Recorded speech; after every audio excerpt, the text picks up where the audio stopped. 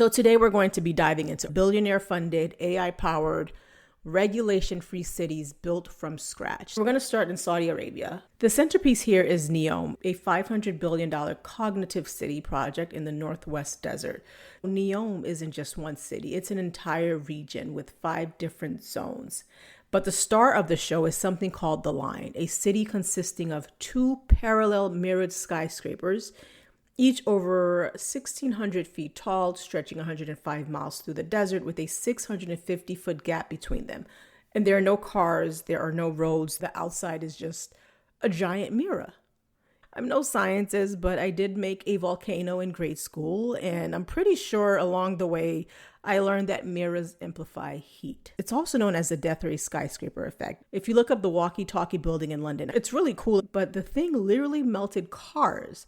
Now imagine that, but stretched across 106 miles of desert. The good news is there's probably nothing around to melt because you're all in this mall and everything you need is in that mall. There's a train that takes you from point A to point B, point C, point D, wherever you need to go. But the bad news, you may never be able to leave your glass compound without spontaneously combusting because you have a giant mirror just amplifying the heat of the desert. Pretty sure the builders are thinking through this, I hope. I don't know. I haven't researched it deeply enough to know. In addition to you being stuck in this giant mall and never, ever, ever able to leave, AI also manages you because it's also supposed to be smart living. So your thermostat can track your mood, your kitchen might know your gut bacteria, and your mirror might give you skincare advice. And the list goes on. Big Brother's watching all the time. I would like to opt out. Of course, I'm not even invited, so I guess that works out for me. They're calling this sustainable, and I'm like, I don't know about all that, because building an air-conditioned glass tube in the middle of the desert is not exactly eco-friendly, but NEOM claims it will run entirely on renewable energy. You're cooling 9 million people, running AI traffic systems, and powering underground hyperloops in a desert. That's not a solar panel problem. That's an energy empire problem.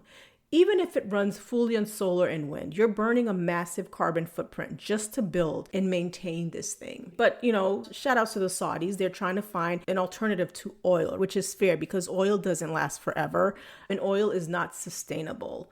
I'm not sure if this plan is it because the first thing I think about is who exactly is this for? These projects are designed for people with deep pockets, the kind of folks who won't blink at 6-figure buy-ins or biometric lifestyle tracking. If you think about it, the global wealth gap is staggering. Half the world lives on less than $6 a day. So while a select few might prepare to inhabit this wonderful, smart, luxury death ray skyscraper in the desert, most of humanity is dealing with real life stuff like, housing crisis, water shortages, wars, rising food prices, and so much more. And we've seen how these eventually turn out. Ghost cities in China, abandoned malls in the US, the futuristic Olympic sites of Rio and Athens and also China, now overgrown with weeds and people talking about what are we going to do with these? They take up a lot of space. They cost billions to build and now they're just sitting there. The pattern is always the same. You have these grand visions, but poor upkeep and a complete disconnect from what real people actually need.